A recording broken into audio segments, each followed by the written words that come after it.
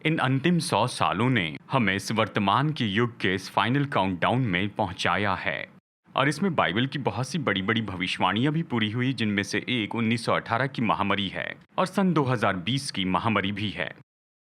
ठीक है, तो आज मैं ऐसे विषय के बारे में बताना चाहता हूं जिसके बारे में सभी लोग तो उत्साहित नहीं है, यानी हर कोई उत्साहित नहीं है। कुछ लोग शायद इसके लिए उत्साहित हो और शायद कुछ लोग उत्साहित ना हो।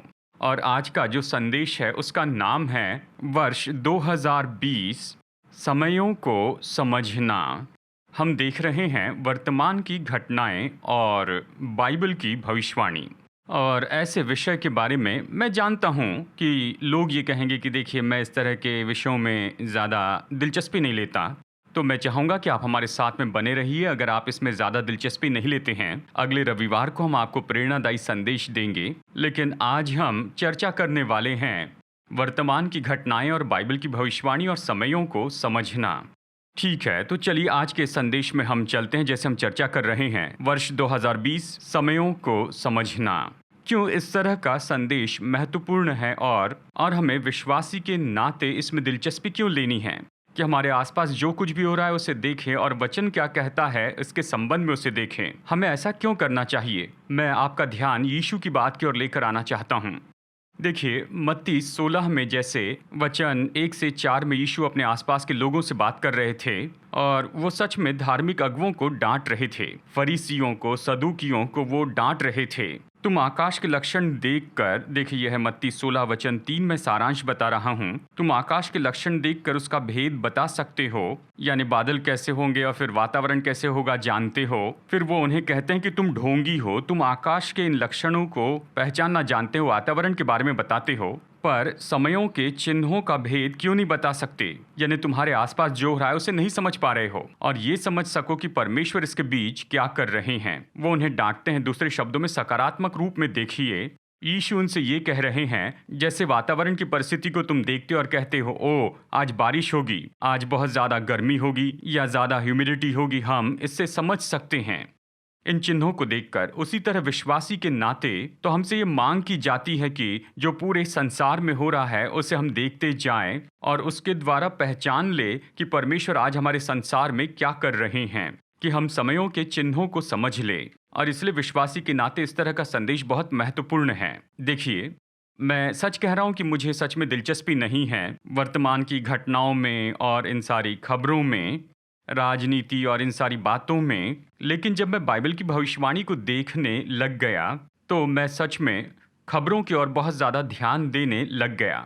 मैं देखने लग गया कि सच में क्या हो रहा है, कैसे देश और अगुवे काम कर रहे हैं और पूरे संसार में क्या हो रहा है, क्योंकि बाइबल में इसके बारे में बताया है। जो हमें बताता है कि संसार में क्या हो रहा है, ये तो निश्चय अर्थ रखता है। और आशा है कि आज से आप बाइबल में इन बातों को देखते चले जाएंगे और देखेंगे कि क्या हो रहा है और बाइबल कैसे पूरी होती है आपकी आंखों के सामने। एक और महत्वपूर्ण बात है जो मैं बताना चाहता हूँ, पहला इतिहास 12:32 से, जहां पर पुराना नियम हमें ये बताता है कि इस कार्यों में से जो समय को पहचानते थे कि इस्राएल को क्या करना उचित है, यानी वो समय को समझते थे और इसलिए वो जानते थे कि देश को उस समय क्या करना चाहिए। ये कितना महत्वपूर्ण है। जब हम अपने समय को पहचान लेते हैं तो हम अपने निर्णय और जीवन में मार्गदर्शन पाएंगे और चर्च के रूप में हमें कैसे आगे बढ़ना है, व्यक्तिगत रूप में या समाज के रूप में। इसलिए हमारे लिए महत्वपूर्ण है कि हम समय को समझ ले। अब मैं आपका ध्यान इस बात की ओर लेकर आना चाहता हूं जिसे मैंने कुछ साल पहले बताया था, अभी फिर से याद दिलाऊं, आपका ध्यान आकर्षित करना चाहूंगा। यह है अद्भुत बाइबल की भविष्यवाणी के बारे में मैथमेटिकल संभावना।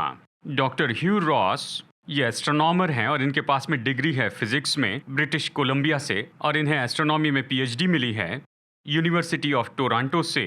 और कई साल तक इन्होंने अपने रिसर्च किए, ये अभी भी रिसर्च कर रहे हैं क्वेज़ार्स और गैलेक्सी पर, और ये पोस्ट डॉक्टरेट कर रहे हैं कैलिफोर्निया इंस्टीट्यूट ऑफ टेक्नोलॉजी से।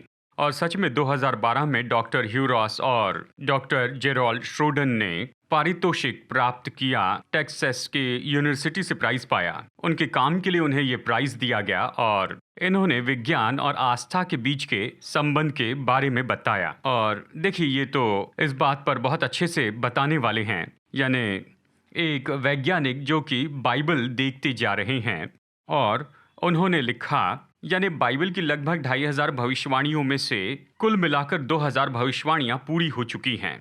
और एक और दिलचस्प बात जो डॉक्टर ह्यूरॉस ने बताई, देखिए उन्होंने जो बताया उसकी संख्या मैं बता रहा हूं, और उन्होंने यहाँ पर इनमें से कुछ भविष्यवाणियों की संभावनाओं को देखा और उनमें से केवल 2 या 3 बात मैं आपको यहाँ बताऊंगा। यानी उदाहरण के लिए उन्होंने यहाँ पर दानियल की भविष्यवाणी के बारे में बताया जो ईस्वी सन पूर्व 500 साल पहले की गई। दानियल ने भविष्यवाणी करके कहा कि ऐसा समय आएगा जब पर्शियन राजा यहूदियों को इस्राएल में लौट जाने की आज्ञा देगा, तब से मसीहा के आगमन का समय 483 साल होगा। यह दानियल अध्याय 9 वचन 26 और 27, यानी 483 साल। और फिर कहता है उसके बाद में एक ऐसा शासक आएगा जो कि वहां यरूशलेम को नाश करेगा। यानी दानियल ने ईस्वी सन पूर्व 500 में इसकी भविष्यवाणी की। और फिर हम इतिहास में क्या होते हुए देखते हैं, बिल्कुल उसी समय जबकि ये पर्शियन राजा आया 458 ईस्वी सन पूर्व में, उसने इज़रा के समय में यहूदियों को वापस भेजा। और बिल्कुल 483 साल बाद यीशु मसीह आते हैं और यीशु को यरूशलेम में क्रूस पर चढ़ाया जाता है। और फिर उसके बाद ईस्वी सन 70 में रोमी जनरल टाइटस यरूशलेम को नाश करता है। यानी बाइबल की भविष्यवाणी बिल्कुल जैसे दानियल ने कही थी वैसी पूरी हुई। यानी ऐसे ही संजोग से ये भविष्यवाणी पूरी हो जाए, इसकी जो संभावना है वो, यानी जैसे हम भारत में कहते हैं 1 लाख में एक संजोग से होने की संभावना है, यानी ऐसी संभावना थी। और फिर भी हम देखते हैं कि ये भविष्यवाणी पूरी हो गई जैसे दानियल ने कहा था वैसे ही। तो आइए एक और भविष्यवाणी को हम देखते हैं। कुस्रू जो कि पर्शिया का राजा था, जिसने यहूदियों को इस्राएल में वापस लौट जाने की आज्ञा दी थी। ये तो उस राजा के जन्म के 150 साल पहले की बात है। यशया उसका नाम लेकर बताता है, यशया 44:28 और यशया 45:1, वो यहाँ पर कुस्रू नाम बताता है। और उसने कहा कि कुस्रू यहूदियों को यरूशलेम में वापस जाने की आज्ञा देगा। वो उस व्यक्ति का नाम लेता है, उस व्यक्ति के जन्म के 150 साल पहले ही। और वो कहता है कि ये ऐसा ही करेगा, और वैसे ही हुआ, और ये बिल्कुल ऐसा ही पूरा हुआ, और ये ऐसा ही हुआ। और देखिए ये ऐसा कुछ ऐसे ही संजोग से होने की जो संभावना थी वो तो ऐसी है। डॉक्टर ह्यूरॉस कहते हैं 10 to the power of 15 की तुलना में 1 की संभावना है। यानी ऐसे ये संजोग से हो जाए उसके लिए ये संभावना नहीं है। परमेश्वर ने निश्चय इसे ऐसे होने दिया है। एक और भविष्यवाणी के बारे में सोचिए जो लगभग 3500 साल पहले ही बता दी गई थी। ये मूसा के द्वारा हुई और आने वाले दूसरे भविष्यवक्ताओं द्वारा भी इस्राएल देश के बारे में कि वो बिखर जाएंगे, वो तो तितर बितर हो जाएंगे और वो अपने देश में फिर लौट कर आएंगे और पहले जैसे बसेंगे। अब मूसा ने 3500 साल पहले ही बता दिया था और दूसरे भविष्यवक्ताओं ने भी कहा था और अवश्य ही ये सब पूरा हुआ है। और देखिए ऐसा कुछ संजोग से होने की संभावना तो 10⁻20 में 1 है, लेकिन फिर भी ये सारी भविष्यवाणियां पूरी हो गई।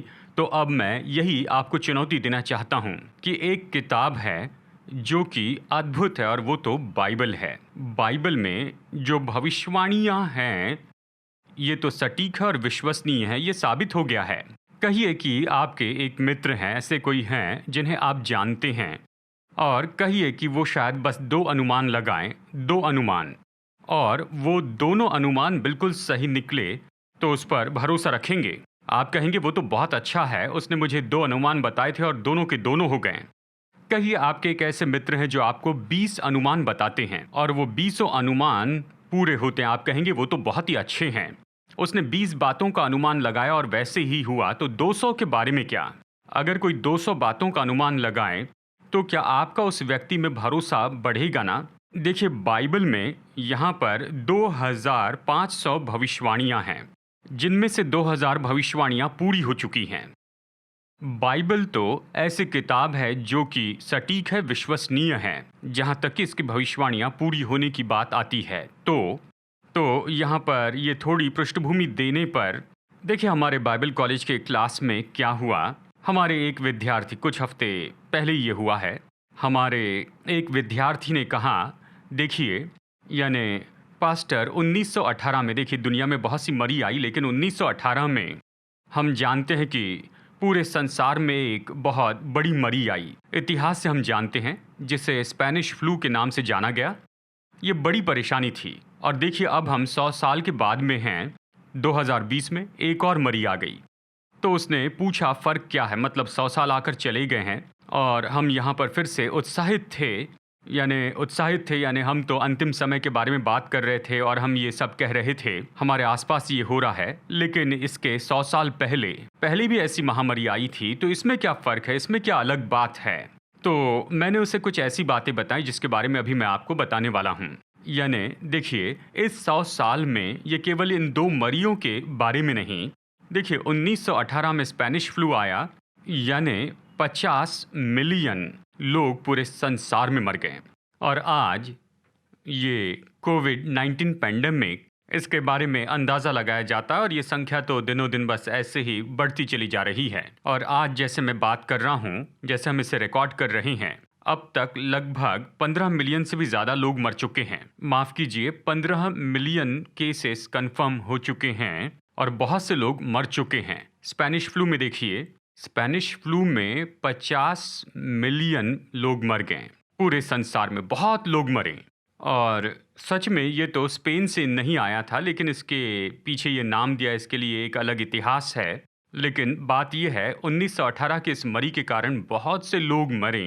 पूरे संसार में 50 मिलियन लोग मरे। कोविड-19 की तुलना में यहाँ अब तक 6 लाख लोग मर चुके हैं। हर जिंदगी महत्वपूर्ण है, लेकिन मैं संख्या के बारे में बता रहा हूँ। यहाँ पर हमें इसका फ़र्क समझना होगा। ये जो स्पेनिश फ्लू 1918 में आया था, उसमें तो पहले विश्व युद्ध में जितने लोग मरे, उससे भी ज़्यादा लोग इस मरी में मर गए और इसलिए ये संख्या बहुत ज़्यादा है।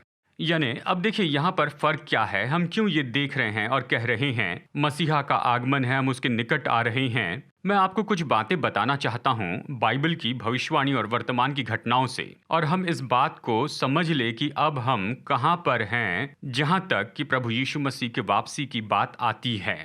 अब यहाँ पर मैं आपको कुछ बातें बताना चाहता हूँ। नंबर 1, 1918 और 2020 के बीच यहाँ ऐसी बहुत सी बड़ी बड़ी घटनाएं हुई हैं। सबसे पहली बड़ी बात जिसके बारे में हमें सचेत रहना है, वो है इस्राएल जो देश है वो फिर से बनाया गया। देखिए, यहाँ पर परमेश्वर ने अब्राहम से प्रतिज्ञा की थी कि वो उसे और उसके वंश को देंगे। इस्राएल का ये देश यूफ्रेटिस नदी से नील नदी तक ये उनकी भूमि होगी, परमेश्वर ने प्रतिज्ञा की। और फिर उसने ये भी कहा कि तुम तीतर बितर हो जाओगे, लेकिन मैं तुम्हें एक देश के रूप में फिर ले आऊंगा। उदाहरण के लिए यिर्मयाह अध्याय 31 वचन 10 में उसने कहा, जिसने इस्राएलियों को तीतर बितर किया था वही उन्हें इकट्ठे भी करेगा और उनकी ऐसी रक्षा करेगा जैसे चरवाहा अपने झुंड की करता है, मैं ऐसे करूंगा, उसने कहा। और वैसे 1948 में, आप में से बहुत से लोग जानते हैं, 1948 में इस्राएल ने खुद को एक स्वतंत्र देश के रूप में घोषित किया है। यानी इस्राएल देश इस तरह बन गया और इस्राएल देश के बनने के बारे में बहुत सी भविष्यवाणियां पूरी हुई। यहेजकेल अध्याय 37 में बड़ी भविष्यवाणी की गई है कि कैसे परमेश्वर अपने लोगों को जमा करके उन्हें वापस इस्राएल में लेकर आएंगे। यानी ये तो बहुत महत्वपूर्ण भविष्यवाणी थी। और इसी के संबंध में देखिए, दूसरी बात यह है कि यहूदी लोग यरूशलेम को जीत लेंगे और ये 1967 में हुआ। यानी ईस्वी सन पूर्व 586 से जब नबूकदनेस्सर राजा वहां पर आया और उसने इसराइलियों को उस देश से निकाल दिया, उस समय से लेकर लगभग 1948 के इस समय तक हम देखते हैं इसराइली लोग तो बिखर चुके थे, उनके पास उनका अपना देश नहीं था।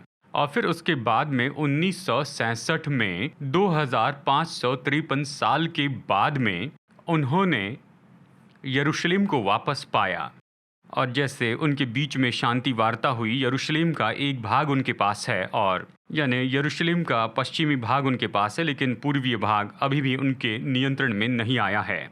अब ये तो बहुत ही महत्वपूर्ण बात है कि केवल उनका देश ही उन्हें नहीं मिला, लेकिन उनका नगर यरूशलेम भी उन्हें वापस मिला, और ये बहुत ही महत्वपूर्ण है। अब देखिए, क्योंकि ये जो सच्चाई है, उन्हें यरूशलेम वापस मिल गया, लेकिन आज इस्राएल देश और यरूशलेम नगर ये तो पूरे संसार में मतभेद का केंद्र बन गया है। और परमेश्वर ने इसके बारे में पहले ही बता दिया था कि ये सब कुछ होने वाला है। उदाहरण के लिए जकरिया 12 वचन 1 से 3 में देखते हैं, परमेश्वर ने कहा, जकरिया अध्याय 12 वचन 2 और 3 कहता है, वचन 2 से आगे पढ़ेंगे, ये कहता है, देखो मैं यरूशलेम को चारों ओर की सब जातियों के लिए लड़खड़ा देने की मद का कटोरा ठहरा दूंगा, और जब यरूशलेम घेर लिया जाएगा तब यहूदा की दशा भी ऐसी ही होगी।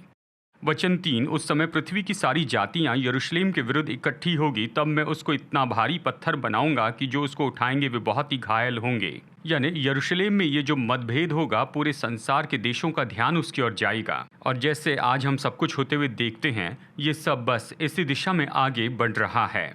और अवश्य ही हम वर्तमान की घटना के कारण इसे समझ सकते हैं कि इसके दो मुख्य कारण हैं। एक तो कि इसका संबंध है, ये तो कश्मकश है एक स्वतंत्र पैलेस्टीनियन राज्य के लिए। अब इस्राएल देश के मालिक होने का दावा करता है, और फिर वेस्ट बैंक में 30 लाख से भी ज़्यादा पैलेस्टीनियन और बहुत से यहूदी वहाँ पर रहने लगे हैं। और यहाँ पर कश्मकश है, पैलेस्टीनियन अपना स्वतंत्र देश चाहते हैं, और साथ ही यरूशलेम के एक भाग पर वो अपना पोजीशन चाहते हैं, और इस्राएल के यहूदी लोग चाहते हैं कि पूरा यरूशलेम नगर उनका ही हो। और इसलिए अभी वहाँ पर बहुत कुछ हलचल हो रही है। और इतने साल में देखिए, यहाँ पर अलग अलग लीडर्स के द्वारा बहुत सी कोशिश भी की गई है कि शांति लाए और इस मतभेद को हल कर दें। और हालांकि इस साल भी प्रेसिडेंट डोनाल्ड ट्रंप ने उन्होंने पीस लैंड वहाँ पर रिलीज़ की, और आप अवश्य ही जानते हैं कि इसके लिए रिएक्शन हुआ अरब देशों की ओर से, जिसमें Jordan, Egypt, Saudi Arabia, Bahrain, UAE. उन्होंने कहा कि इस्राएलियों के द्वारा किसी भी तरह से ऐसे देश में कुछ हरकत हो, उन्हें अरब देशों की ओर से प्रत्युत्तर दिया जाएगा। और लगभग 23 यूरोपियन नेशन के देश भी इस्राएल के बारे में अपनी परवाह के बारे में इच्छा जताई कि वो इस्राएल को इन सारी भूमि को हथिया लेने के बारे में सपोर्ट नहीं करते हैं। और यहाँ पर मतभेद के लिए एक और बड़ा मुद्दा है, वो है यरूशलेम नगर ले लेना।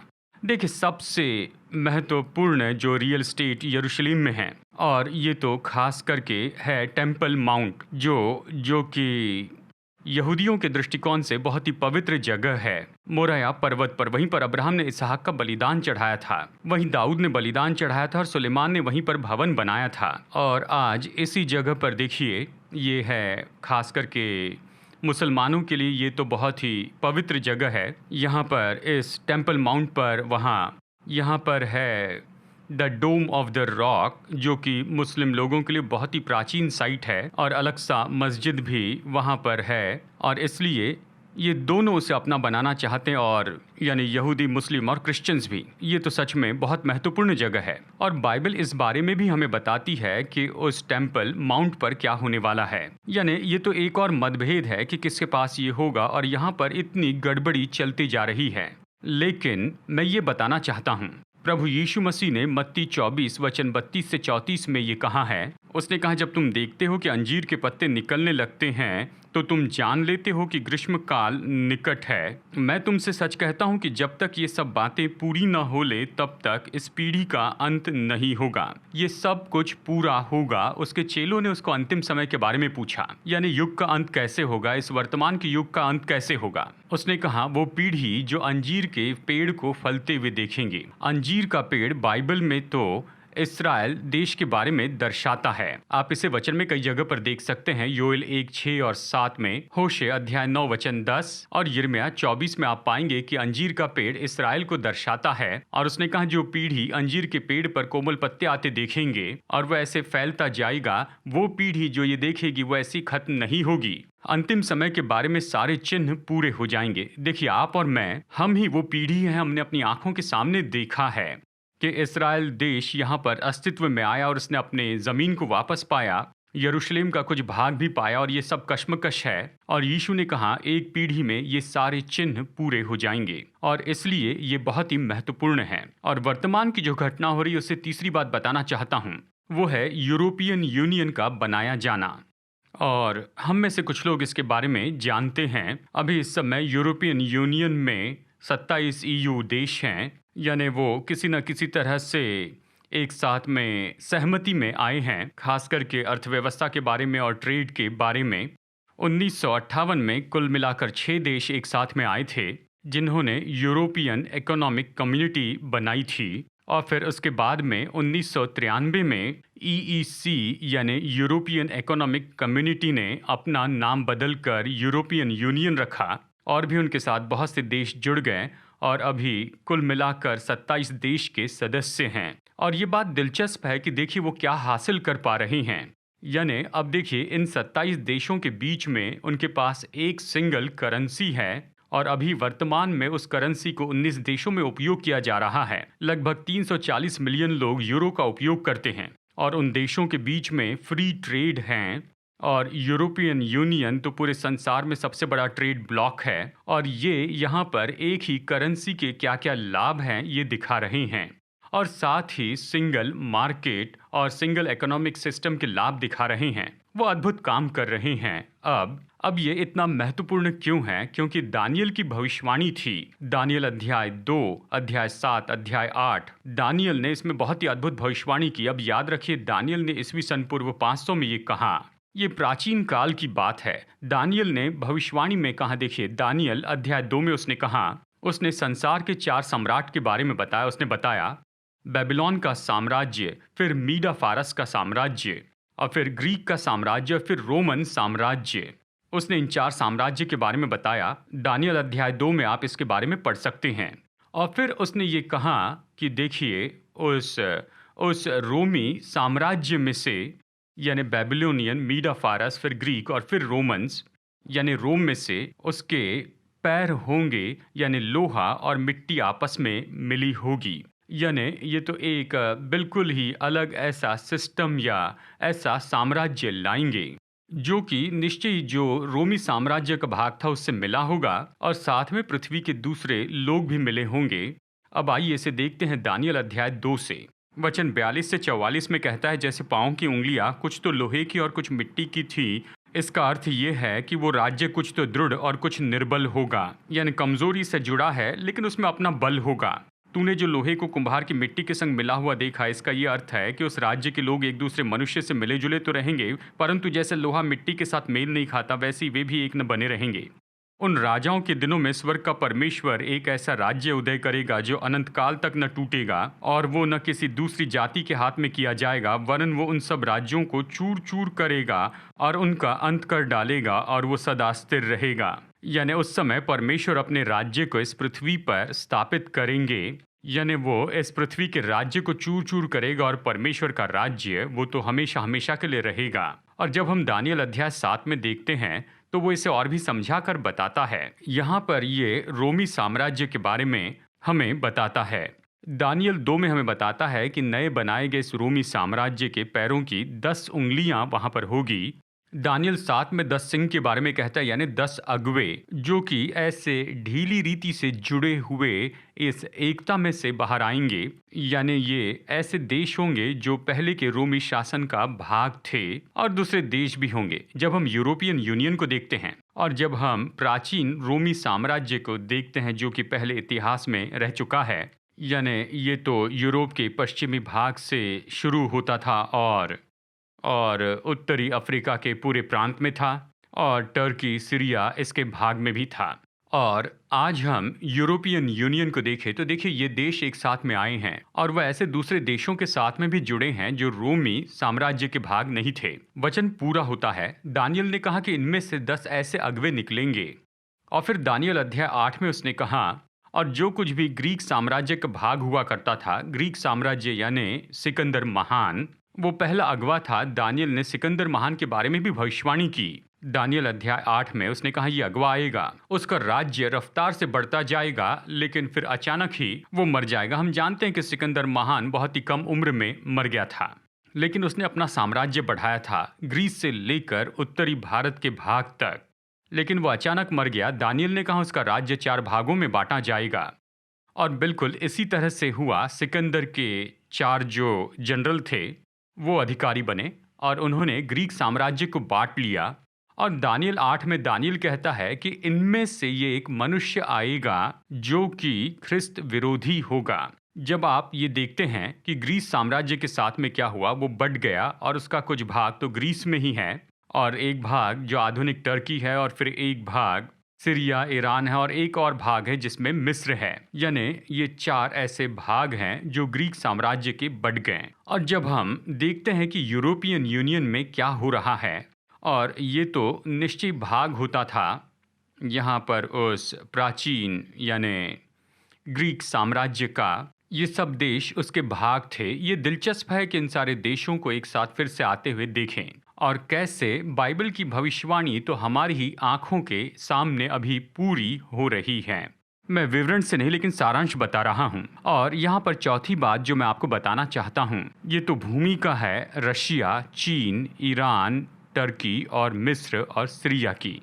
यानी जब ये युग बिल्कुल खत्म होने पर होगा और हर्मगदोन का युद्ध होगा, बाइबल हमें स्पष्ट बताती है कि उत्तर से निश्चय ऐसा एक राज्य होगा जो कि इस्राएल देश के पास आएगा, और फिर पूर्व के जो राजा हैं वो भी इस्राएल के पास में आएंगे। हम वचनों में से इसे देखेंगे, लेकिन देखिए क्या हो रहा है। यानी पूरे संसार में हम देख सकते हैं कि जैसे प्राचीन समय में जैसे कि अमेरिका होता था और रशिया, 2 सुपर पावर थे, लेकिन हाल ही के समय में हमने देखा है कि चीन उभर कर आया है अधिकार के लिए। और देखिए उनके पास में ऐसे बहुत सी चीज़ें हैं, यानी उनके पास में चीन में बेल्ट इनिशिएटिव रोड है जिसके द्वारा वो 70 देशों तक पहुंचना चाहते हैं, और उन्होंने इंफ्रास्ट्रक्चर डेवलपमेंट में निवेश किया और वो सच में वहाँ पर कुछ न कुछ कर रहे हैं। यानी सच में चीन सुपर पावर बनना चाहता है। ये तो सच में ऐसा देश है जो कि, यानी देखिए ये तो दुर्भाग्य की बात है, दुख की बात है। जैसे कि अमेरिका पीछे हट रहा है बहुत सी चीज़ों से, जैसे कि WHO से, और पीछे हट रहा है Paris agreement of climate change से, और पीछे हट रहा है ट्रांस अटलांटिक पैसिफिक पार्टनरशिप से। अमेरिका पीछे हट रहा है और इसके कारण चीन के लिए जगह बन रही है कि वो और ज़्यादा सामर्थ्य पाए, और दूसरे देश बस दर्शक बनकर वहाँ पर खड़े हैं। जैसे ये देश सामर्थ्य में बढ़ रहा है। ये क्यों महत्वपूर्ण है, हम इस बात पर क्यों गौर कर रहे हैं? देखिए ये दिलचस्प है कि रशिया और चीन के दोनों अगुवे, उन्होंने अपनी सामर्थ्य को काफ़ी समय तक दिखाया है। यानी प्रेसिडेंट पुतिन और चाइनीज़ प्रेसिडेंट जो हैं शी जिनपिंग, ये तो काफ़ी समय से हैं और ये बड़ी आसानी से हटाए नहीं जा सकते हैं।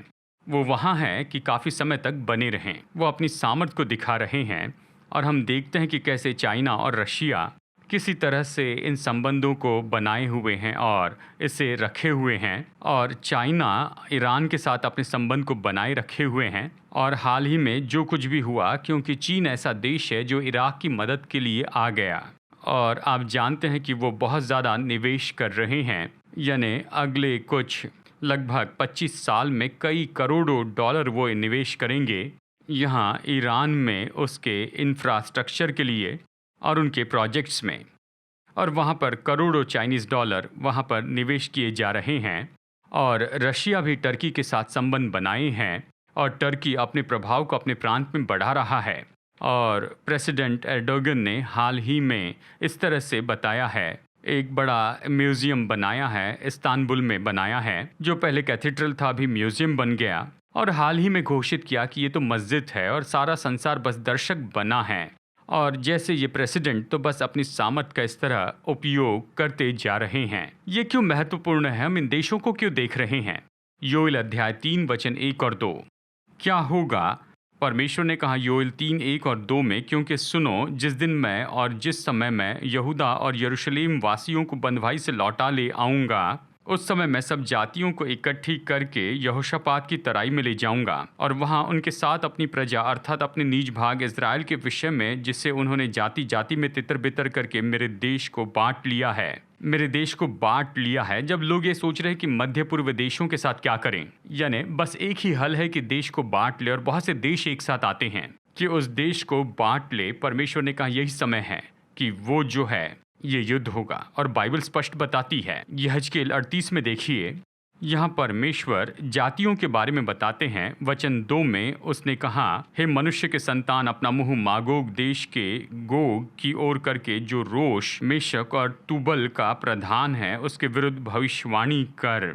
यानी ये तो हाल के रशिया में एक जगह जिसका नाम है तबोश, और ये कह दे, हे गोग, हे रोश, हे मेशक और तबूल के प्रधान परमेश्वर यहोवा यूं कहता है, देख मैं तेरे विरुद्ध में हूँ। तोगर्मा यानी ईरान उनके साथ है, इथोपिया और लिबिया उनके साथ हैं, और ये सब, और गोमर जो ईस्टर्न जर्मनी है, और तोगर्मा के सारे घराने और उसके दल यानी जो आज का टर्की है, और फिर उत्तर से और भी ऐसे बहुत से लोग हैं, और बहुत से लोग तुम्हारे साथ है। यहजकेल 38 कहता है, ये सब लोग इसराइल के विरुद्ध में आएंगे। और यही तो हर्मगदोन का युद्ध है, और ये वो देश हैं जिनका नाम यहाँ पर हम पढ़ रहे हैं। ज़रूरी है कि हम उन पर ध्यान रखें। ईरान, रशिया, टर्की, मिस्र, ये लोग क्या कर रहे हैं और कैसे वो अपने संबंधों को बढ़ा रहे हैं, क्योंकि वही तो इसराइल के विरुद्ध में आएंगे, यही तो बाइबल कहती है। और फिर देखिए यहाँ पर प्रकाशित वाक्य 16:12 में, छठवें स्वर्गदूत ने अपना कटोरा महानद फरात पर उंडेल दिया और उसका पानी सूख गया कि पूर्व दिशा के राजाओं के लिए मार्ग तैयार हो जाए। यानी बाइबल कहती है कि इस अंतिम युद्ध में पूर्व के जो राजा हैं वो तो इसराइल के विरुद्ध में आएंगे। जब हम पूर्व के राजा के बारे में सोचते हैं तो किसके बारे में सोचते हैं? ज्यादा संभावना है चीन की, जो कि बड़ा देश है, और वो एक साथ मिल जाएंगे जैसे कि रशिया और ऐसे देश जो कि इसराइल के विरुद्ध में हैं, और पूर्व से जो राजा है वो इसराइल पर हमला करने के लिए आएंगे।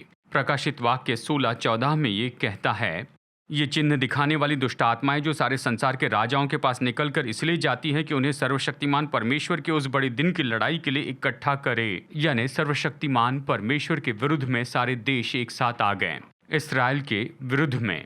यानी मैं ये सब इसलिए बता रहा हूँ क्योंकि हम ऐसे समय में हैं जब ये सब कुछ बिल्कुल शुरू हो रहा है, जब ये आखिरी युद्ध होगा जो कि हर्मगदोन का युद्ध है। एक आखिरी चिन्ह बताकर हम प्रार्थना करेंगे। ये तो यात्रा और जानकारी के बारे में बड़ा विस्फोट है। दानियल ने दानियल अध्याय 12:4 में कहा, बहुत से लोग पूछ पाछ और ढूंढ ढांड करेंगे और इससे ज्ञान बढ़ भी जाएगा। तो वो कहता है उस दिन यानी उस समय में ज्ञान बढ़ते जाएगा। देखिए ये तो एक स्टडी है, या फिर कहिए कि ये एक थियरी है। ये एक सोशल साइंटिस्ट के बारे में है जो ज्ञान के दुगने होने के कर्व के बारे में बताते हैं, और ये तो लंदन स्कूल ऑफ इकोनॉमिक्स के द्वारा रखा गया। और ये एक थियरी है जो कि यानी सन 1900 तक ज्ञान जो है वो हर सदी में दुगना हो रहा था, और फिर 1950 से हर 25 साल में ज्ञान जो था वो तो दुगना बढ़ते जा रहा था, और फिर सन 2000 से जो ज्ञान है वो तो हर साल दुगना होते जा रहा है। और आज इस तरह से कहा जाता है कि प्रतिदिन ज्ञान दुगना बढ़ते जा रहा है। यानी ये केवल ऐसे ही नहीं, लेकिन ये तो इससे भी बढ़कर है। कल्पना कीजिए कि ज्ञान दुगना हो रहा है, हर एक दिन बढ़ रहा है। और दानियल ने कहा दानियल 9:4 में कि ज्ञान बढ़ता जाएगा। हम ऐसे ही समय में जी रहे हैं और लोग कह रहे हैं कि ये हो रहा है, प्रतिदिन ज्ञान दुगना हो रहा है। दानियल ने कहा कि ज्ञान बढ़ता जाएगा। हम ऐसे समय में हैं। हम देखते हैं कि इंटरनेट और इन सारी सुविधा के कारण कितना डेटा बनता है। देखिए संसार का 90% डेटा, यानी देखिए उसके लिए कुछ समय पहले 2 साल लग गए थे। यानी हर 2 साल में संसार का 90% डेटा बनता था, लेकिन आज 2020 में यानी बस 1 साल में हम बनाते जा रहे हैं लगभग 35 ट्रिलियन गीगाबाइट डेटा। 1 साल में इस तरह का डेटा बनाया जा रहा है, और अनुमान लगाया जाता है कि 2025 में हम बनाएंगे 175 ट्रिलियन गीगाबाइट्स डेटा 1 साल में। ये सब कुछ हो रहा है, यानी ज्ञान बढ़ रहा है और जानकारी भी बढ़ रही है। तो आज हमने जो कहा उसका सारांश देखते हैं। पहले 1919 से 2020 तक क्या हुआ है, ये कुछ महत्वपूर्ण घटनाएं हैं। नंबर 1, इसराइल देश का गठन। नंबर 2, यरूशलेम का कुछ भाग इसराइल ने ले लिया है, और ये तो मतभेद की जगह हो गई और बाइबल में बताया गया है कि ये होगा। नंबर 3, यूरोपियन यूनियन का गठन, यानी देश एक साथ जुड़ जाएंगे और संभावना है कि ये 10 अगुवे उभर कर आएंगे।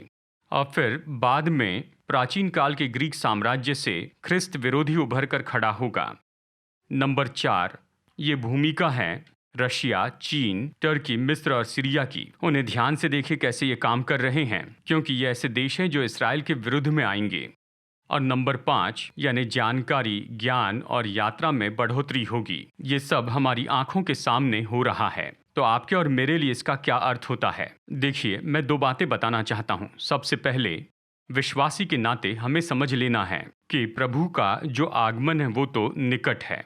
और बाइबल कहती है कि यीशु मसीह महिमामय चर्च के लिए वापस आ रहे हैं, वो हमें उठाना चाहते हैं, हमें रैप्चर करने के लिए। लैटिन बाइबल में, ये लैटिन शब्दों में ये जो शब्द रैप्चर आया है, पहला थिस्सलुनीकियों 4 में ये कहता है कि हम उठाए जाएंगे। लैटिन में ये है रैप्चरे, यानी हम उठाए जाएंगे, यानी ये लैटिन बाइबल में है। यानी जो चर्च है वो रैप्चर हो जाएगा, वो उठाया जाएगा। प्रभु चर्च के लिए वापस आ रहे हैं, हम उसके निकट आ रहे हैं। उसके बाद इस पृथ्वी पर 7 साल का क्लेशकाल होगा और वो सब जो प्रकाशित वाक्य सिखाता है वो पूरा हो जाएगा। तो हमें विश्वासी के नाते तैयार रहना है। यीशु मसीह महिमा में चर्च के लिए वापस आ रहे हैं। बात तो यह है कि हमें बिल्कुल तैयार दशा में रहना है और अब पाप से खिलवाड़ नहीं करना है और अभी हमें समझौते का जीवन नहीं जीना है। एक पैर संसार में और एक पैर चर्च में, ऐसा ना हो। ये खिलवाड़ मत कीजिए। यीशु मसीह के लिए 100% समर्पित रहिए।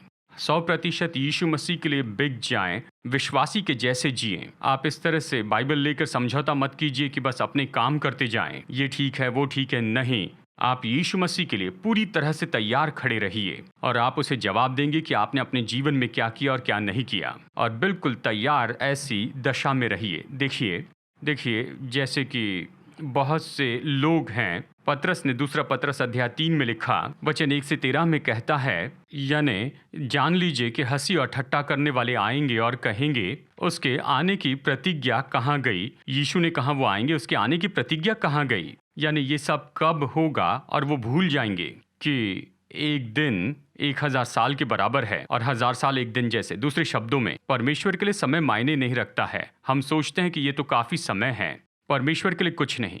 लेकिन मैं चाहता हूं आप समझ लें, हमारे आसपास के चिन्हों को देखकर हम बहुत ही करीब हैं कि हम बाइबल की जो बाकी भविष्यवाणियां उसे पूरी होते हुए देखें, और हमें इसके लिए तैयार रहना है। देखिए, मैं यहाँ संदेश खत्म करूँगा। अब हमें प्रभु भोज में यहाँ पर जुड़ना है। लेकिन ऐसा करने के पहले अगर कोई है जो हमें सुन रहा है और आप हमारे साथ में जुड़े हैं और वर्तमान के संसार में जो भी घटना हो रही है उसे आप समझ रहे हैं, मैंने तो केवल कुछ वचनों में से आपको बताया है, लेकिन आप हमें सुन रहे हैं और अभी इस समय परमेश्वर का भय आपके दिल में है और आप निश्चित नहीं हैं कि अभी आप जहाँ पर है इसे परमेश्वर स्वीकार करेंगे। आप निश्चित नहीं हैं, यानी अगर आपको यीशु के सामने खड़े रहना है कि वो कहें स्वागत है, हे मेरे भले और विश्वास योग्य दास। आप निश्चित नहीं कि आप रैप्चर में उठाए जाएंगे कि प्रभु से मुलाकात करें और आपको लगता है आप पीछे छोड़ दिए जाएंगे। मैं चाहता हूं, अगर आप महसूस कर रहे हैं कि परमेश्वर का भय आप पर आ रहा है और आपको प्रभु के साथ मेल मिलाप करना, अगर आप ये महसूस करते हैं तो ये पवित्र आत्मा का काम है आपके भीतर। आपको बस प्रभु को पुकारना है और आप उससे कहें कि प्रभु यीशु मसीह, मैं चाहता हूं कि आप मेरा जीवन लीजिए, मैं इसे आपको सौंपता हूं, मैं तैयार होना चाहता हूं, मैं प्रार्थना में आपकी अगुवाई करूंगा। ये सरल प्रार्थना है। बस कहिए, प्रभु यीशु मसीह, मैं एक पापी हूं, मैं अपने पापों से फिर जाता हूं और आपकी ओर आता हूं। मेरी जिंदगी लीजिए और पूरा जीवन आपके लिए जीने में मदद कीजिए। मदद कीजिए कि मैं हमेशा आपके आने के लिए तैयार रहूं। धन्यवाद प्रभु जी, यीशु के नाम में, आमेन। तो आइए अभी हम प्रभु भोज में जुड़ जाते हैं। ये तो प्रभु के साथ हमारी वाचा का चिन्ह है। और यीशु ने कहा, जानते हैं, जब वो अपने चेलों के साथ बैठे थे तो उसने कहा, मैं इसे तब तक नहीं करूंगा, यानी अगली बार तो मैं इसे तुम्हारे साथ में ही करूंगा, मेरे अपने राज्य में। और प्रेरित पौलुस ने भी ये कहा, उसने कहा, देखिए, जब तक हम इस रोटी में से खाते और दाखरस में पीते हैं तो हम उसके आगमन तक उसकी मृत्यु की घोषणा करते हैं। यानी वाचा का ये भाग है जिसके बारे में हम कहते हैं कि अभी हम उस वाचा में चल रहे हैं, लेकिन निश्चित बड़ी अपेक्षा के साथ में हम ये कहते हैं कि प्रभु वापस आएंगे और एक दिन हम ये सब उसके साथ में खाएंगे स्वर्ग में। और यही तो अपेक्षा है। और देखिए, आज मैं चाहता हूं कि हम इसे अपने दिल में और मन में रखते हुए करें। कहिए, प्रभु यीशु, हम जानते हैं आप वापस आएंगे जैसे आपने कहा, और हम इसमें जुड़ रहे हैं आपके साथ में, आपके राज्य में। तो आप अभी प्रार्थना कीजिए जैसे कि हम अभी कर रहे हैं। हम कहेंगे, प्रभु, मैं तैयार होना चाहता हूं, मैं जानता हूं आप वापस आएंगे, मैं उसमें जुड़ना चाहता हूं। स्वर्ग में आपके साथ इसमें भागी होऊंगा, जैसे इस पृथ्वी पर यहाँ पर मैं इसे लेता हूँ। शायद आप इसे अकेले ले रहे हैं या परिवार के साथ ले रहे हैं। प्रभु, परिवार के रूप में मैं आपके साथ इसे खाना चाहता हूँ। स्वर्ग में आइए प्रार्थना करते हैं। हे पिता, यीशु मसीह के नाम में हम इन एलिमेंट्स को शुद्ध करते हैं। रोटी और ग्रेप जूस या फिर रोटी और पानी जो भी हो, इसे शुद्ध करते हैं कि आपके साथ में हमारी जो वाचा है उसे दर्शाएं। और साथ ही हमारे दिल में ये अपेक्षाएं भी हैं कि प्रभु वापस आ रहे हैं और एक दिन स्वर्ग में हम उसके साथ में मिलकर इसे खाएंगे। परमेश्वर, इसे हम अपेक्षा के साथ करते हैं और हम तैयार रहें प्रभु के आगमन के लिए। हम इस अपेक्षा के साथ में और इस सराहना के साथ में जिएं कि आपके सामने हमारा जीवन पवित्र और शुद्ध हो जाए, क्योंकि जिसमें भी ये आशा होती है वो खुद को शुद्ध करता है जैसे कि वो शुद्ध हैं। आपका वचन ये कहता है। तो अब जैसे हम इन एलिमेंट्स को लेते हैं प्रभु, तो क्रूस की सामर्थ और क्रूस की आशीष हम में से हर एक के जीवन पर प्रभाव डाले कि चंगाई हो और चमत्कार होते जाएं और छुटकारा होते चले जाएं। इस वाचा के कारण ऐसा ही हो। प्रभु यीशु मसीह ने कहा, इसे खाओ, ये मेरी देह है जो तुम्हारे लिए दी गई है, और इसे तुम मेरे स्मरण में किया करो। आइए हम एक साथ मिलकर रोटी खाएं।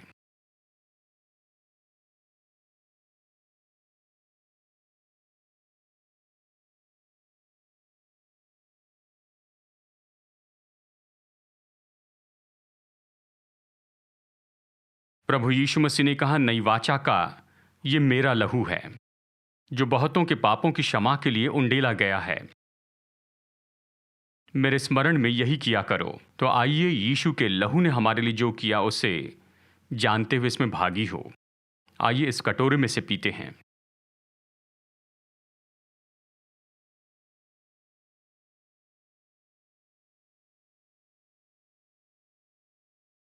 पिता, धन्यवाद देते हैं कि आप हमारी जिंदगी को देखते हैं और आप हमारे साथ में अपनी वाचा को स्थापित करते हैं। इसे अच्छा बनाइए, चंगाई होने पाए, चमत्कार और छुटकारा हो आपके लोगों में अभी इस समय। धन्यवाद देते हैं, आपकी स्तुति करते हैं यीशु के नाम में। आमेन, आमेन। आज की हमारी सभा में आप हमारे साथ में जुड़े, आपका बहुत बहुत धन्यवाद। और हम आभारी हैं प्रभु ने हमारे मध्य में जो किया उसके लिए, और हम आपकी ओर से सुनना चाहते हैं कि इन सभाओं ने कैसे आपकी सेवा की है। अगर आप हमें अपनी गवाही भेजना चाहते हैं तो हमें ईमेल में भेजिए testimony@apcwo.org पर। हमें बताइए कि कैसे इस संदेश ने और इस सेवकाई ने आपके जीवन पर प्रभाव डाला है। ये हमारी टीम को सेवा के लिए प्रोत्साहित करेगा। और साथ ही आप अगर चाहते हैं कि इस संदेश को दूसरे लोगों के साथ शेयर करें तो वो इसे सुनने पाए और निश्चय ही वो भी जागृत हो और ये समयों के चिन्हों को जाने कि हम यहाँ 11:59 पर आ गए हैं, आधी रात के समय के निकट हैं, प्रभु लौट आएंगे। और ये संदेश आप दूसरों को बताइए, उन्हें देखने के लिए प्रोत्साहित कीजिए कि परमेश्वर उनके हृदय और जीवन को छू ले और उन्हें सचेत करें उसके आगमन के बारे में। अगले हफ्ते तक मजबूत बने रहिए। याद रखिए, यीशु आपसे प्रेम करते हैं। यीशु आपके प्रभु हैं, हम उसका आदर करते हैं, उसे महिमा देते हैं, हम उसकी सेवा करते, उससे प्रेम करते। हमारे प्रभु यीशु मसीह का अनुग्रह, हमारे स्वर्गीय पिता परमेश्वर का प्रेम और उसकी पवित्र आत्मा की मधुर उपस्थिति हमेशा हम सबके साथ होती रहे। आमेन।